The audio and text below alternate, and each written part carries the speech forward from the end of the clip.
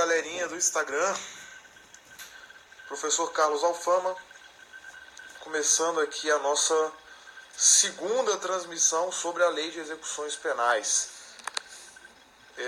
Ontem eu não fiz a transmissão sobre a LEP, a equipe passou o dia inteiro adicionando o pessoal na lista de melhores amigos aqui do Stories no Instagram, mas ainda não terminamos. Foram mais de 2.000 comentários ali. Grande Marcos Adorno, futuro delegado de Goiás, meu colega. Tamo junto, meu irmão. Obrigado pela presença aqui. Então, galera, ontem não foi feita a transmissão, tá bom? Semana foi puxada aí, saiu o edital de agente prisional. A 01 preparou a consultoria de estudos para agente prisional lá de Goiás. Então, a semana foi bem puxada. Eu tirei a sexta para tomar uma cerveja, tá? Mas hoje nós vamos comentar aí até o artigo 4º. Tá certo? Da Lei de Execuções Penais para compensar a falta da transmissão de ontem, tá bom? Então, na primeira transmissão, galera, eu já coloquei 2 tópicos aí no seu caderno. Tópico 1 tratou do objeto da Lei de Execução Penal e o tópico 2 tratou da natureza jurídica da execução penal, tá certo? Hoje nós vamos tratar sobre a aplicação da Lei de Execução Penal, tá certo? Coloque aí no seu caderno, então, do tópico de número 3, a aplicação da Lei de Execução Penal. Olha só, o primeiro ponto a ser analisado aqui é o seguinte. Na primeira aula, a primeira transmissão, eu disse a vocês que a Lei de Execução Penal, ela tem por objeto a execução da pena. E aí vem a pergunta, será que a execução penal somente vai efetivar uma pena aplicada pelo juiz da sentença? Será que a Lei de Execuções Penais ela também se aplica a medidas de segurança, que são sanções penais impostas a inimputáveis?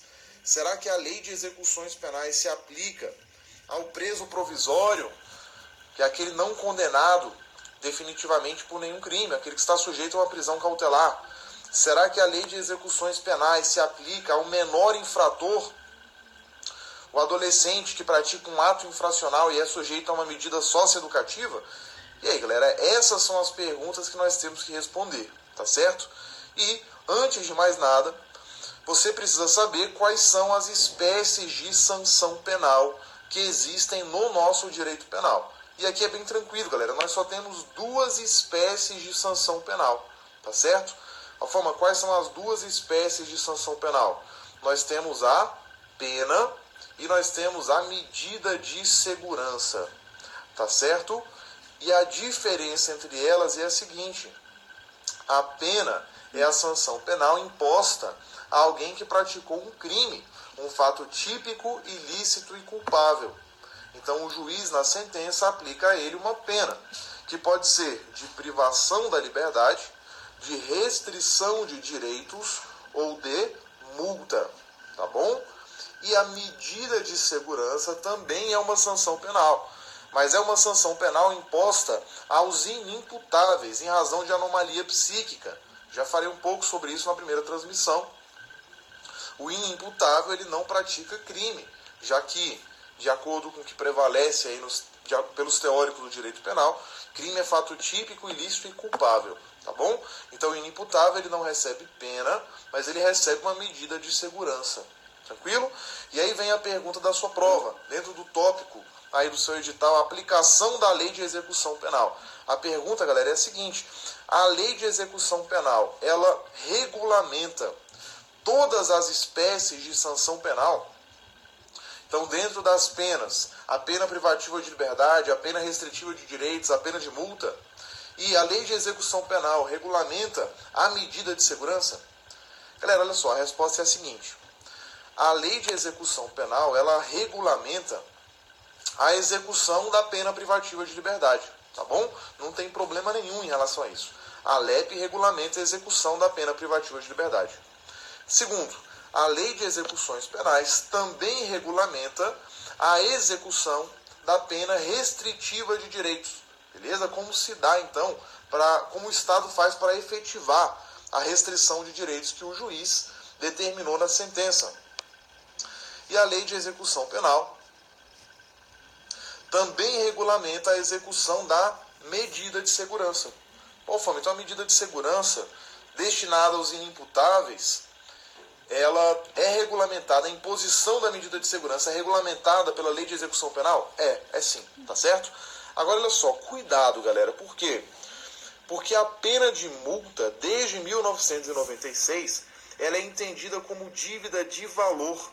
E de acordo com o artigo 51 do Código Penal, a execução da pena de multa é regida pelas regras que regem a execução das dívidas relativas à fazenda pública. Ou seja, galera, a execução da pena de multa é regida pela Lei de Execução Fiscal e não pela Lei de Execução Penal, tá bom? Então veja, simplificando o que eu falei até agora, a Lei de Execução Penal regulamenta a execução da pena privativa de liberdade, execução da pena restritiva de direitos.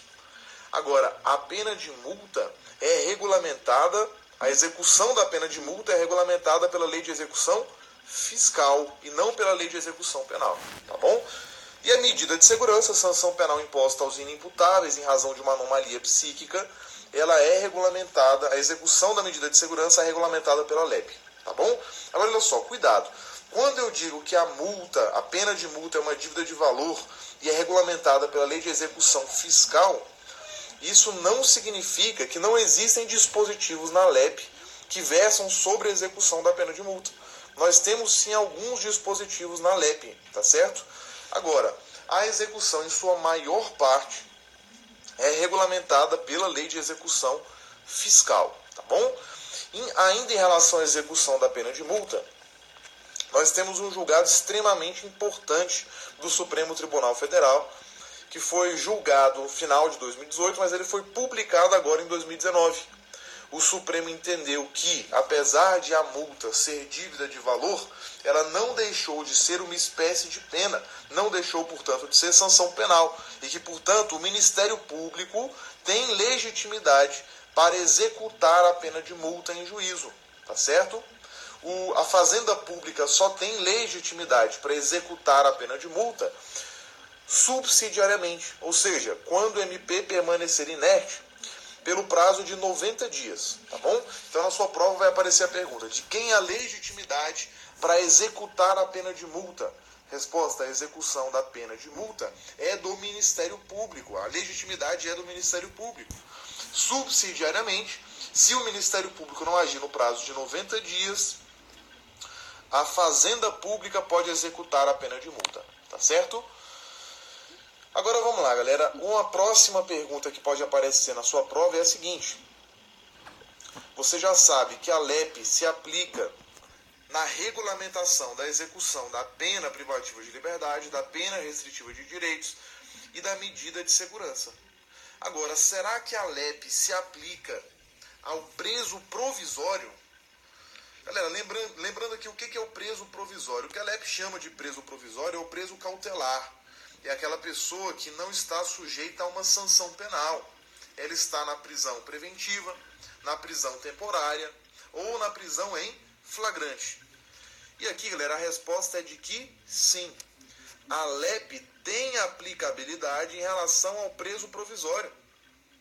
Isso é expresso no artigo 2º, parágrafo único da LEP. É o primeiro artigo que nós estudamos aqui nessa transmissão de hoje. Galera, peraí, só um minutinho. Oi. Descendo aí, viu? Ok. Então pronto, olha lá. Eu falei que ia fazer as transmissões em casa e isso ia acontecer, né? Fala, Francelino. Seu furão. Vou te bloquear aqui, viu, Hobbit? Seu sem vergonha. Vamos lá, galera. Voltando. Brincadeira, Francelino. Tamo junto, meu amigo. Aparece lá na 01 essa semana, Francelino. Tá? Vamos lá, galera. Voltando. Então a LEP tem aplicabilidade no que diz respeito ao preso provisório, tá certo? A LEP se aplica ao preso cautelar, ao preso preventivo, ao preso temporário e ao preso em flagrante. Isso é previsto no artigo 2º, parágrafo único da Lei de Execução Penal, tá bom? inclusive alguns direitos. Por exemplo, o artigo 41 da LEP, depois a gente vai chegar nele, mas ele trata dos direitos do preso. Francelino, sabe quais são os direitos do preso? O preso tem, por exemplo, direito ao chamamento nominal. Ou seja, os agentes prisionais, vocês aí que estão me assistindo, futuros agentes prisionais, tem que chamar o preso pelo nome. Não pode chamar de peba, não pode chamar de bisonho, não pode chamar de caolho, tá bom? Não pode chamar de hobbit, se for parecido com o professor Francelino, tá bom? Tem que chamar o preso pelo nome, é um direito do preso, está lá no artigo 41 da LEP. E aí vem a pergunta: será que o preso em flagrante tem direito ao chamamento nominal? Será que a LEP se aplica ao preso que está preso numa situação de flagrância? Será que a LEP se aplica ao preso preventivo, ao preso temporário? Resposta é de que sim, tá bom? Porque artigo 2º, parágrafo único, prevê que a LEP tem aplicabilidade no que diz respeito ao preso provisório. Agora, Alfama, e a LEP tem aplicação no que diz respeito aos condenados por crimes militares, são condenados pela justiça militar, aos condenados por crimes eleitorais, são condenados pela justiça eleitoral? Sim. O próprio artigo 2º, parágrafo único, também traz essa previsão, que a LEP se aplica também ao condenado pela justiça militar e ao condenado pela justiça eleitoral, quando sujeito a um estabelecimento, quando recolhido a um estabelecimento sujeito à jurisdição ordinária. Thaisa, não pode chamar de infeliz, tá? Chama pelo nome dele. Chama o Peba pelo nome dele. Fala, Peba, seu nome é tal, por favor, vem aqui, tá bom? Chama com carinho, quando vocês estiverem lá na execução penal. Beleza, galera? Agora vamos lá. Olha só, você já sabe que a LEP regulamenta execução da pena privativa de liberdade, execução da pena restritiva de direitos, execução da medida de segurança, que é aplicada ao inimputável, ao QBU, a pessoa que tem uma anomalia psíquica. E a LEP se aplica ao preso provisório, a LEP se aplica ao condenado por crime militar, ao condenado por crime eleitoral, quando recolhidos no estabelecimento sujeito à jurisdição ordinária. E agora vem a pergunta, galera. A LEP se aplica ao menor infrator? O menor adolescente praticou um latrocínio lá, o Anjinho, 17 anos, matou um pai de família para subtrair um celular. Esse cidadão, ele vai ser sujeito a uma medida de segurança, a medida de internação. Ele vai ficar privado da sua liberdade de locomoção. Ele vai fazer jus aos institutos da Lei de Execução Penal? Resposta aqui é de que não, tá bom? A LEP não se aplica ao menor infrator, tá? Porque o menor infrator, ele tem a execução da medida de internação regulamentada pelo ECA e pela legislação correlata. Existe uma série de leis destinadas a regulamentar a execução das medidas socioeducativas do ECA, destinadas aos menores infratores, tá certo? Outra pergunta que pode aparecer na sua prova, galera: a partir de que momento a pena pode ser imposta a um condenado? O juiz de primeira instância condenou o indivíduo. A partir da condenação, a pena já começa a ser imposta, uma pena privativa de liberdade, uma pena restritiva de direitos? Galera, aqui a resposta é a seguinte: depende. O STF entende, e o STJ também, então os tribunais superiores entendem que a pena privativa de liberdade ela pode ser executada a partir do acórdão condenatório na segunda instância. Então, quando o cidadão é condenado na segunda instância, já pode ser executada a pena, tá certo? De acordo com o STJ e com o STF. Agora, cuidado, porque a LEP, lá no artigo 105, prevê que a pena só é imposta depois de transitada em julgado a sentença penal condenatória. Tá? Então, a jurisprudência diz que a pena é executada a partir da segunda instância e a LEP diz que a pena só é executada, pena privativa de liberdade, após o trânsito em julgado. Alfama, qual é a informação que eu levo para minha prova? Galera, sendo bem objetivo aqui, cuidado. Veja se a questão está cobrando letra de lei ou jurisprudência. Na apostila que eu disponibilizei para vocês, o link ainda está lá na minha bio. Tem a letra da lei. Transitada em julgado a sentença que aplica a pena privativa de liberdade, se o réu estiver ou vier a ser preso, o juiz ordenará a expedição de guia de recolhimento para execução. Tá? Então, se você perceber que a questão está cobrando a letra da lei, A execução da privação da liberdade começa depois do trânsito em julgado. Se você perceber que a questão está cobrando jurisprudência, a execução da privação da liberdade começa a partir do acórdão condenatório na segunda instância, tá bom? Falando em relação à pena restritiva de direitos.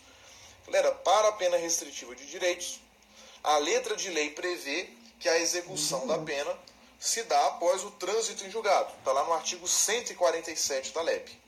E a jurisprudência é dividida. O STF entende que a execução da pena restritiva de direitos se dá após a condenação na segunda instância, e o STJ entende que a execução da pena restritiva de direitos se dá após o trânsito em julgado. A IADES, galera, é uma banca que é muito ligada à letra da lei. Então eu acredito que ela vai cobrar isso aqui simplesmente copiando e colando o artigo 105 e o artigo 147 da LEP. Então coloquei aí os artigos na sua apostila. Tome muito cuidado, faça a leitura desses dois artigos. E lembrando, para a LEP, pela literalidade da LEP, a execução da pena privativa de liberdade e a execução da pena restritiva de direitos se dá após o trânsito em julgado da sentença penal condenatória. Tá bom? Galerinha, olha só, vou parar por aqui. Amanhã vou fazer mais uma live aqui no período da tarde, para a gente terminar o primeiro tópico do edital de agente prisional de Goiás, objeto e aplicação da lei de execução penal. Tá? Espero que tenha sido útil. Um grande abraço. Se você gostou, manda uma mensagem para mim aqui no Instagram, tá bom? Aguardo o feedback de vocês, aguardo críticas, sugestões, elogios, recomendações. Beleza? Um grande abraço e até mais. Valeu!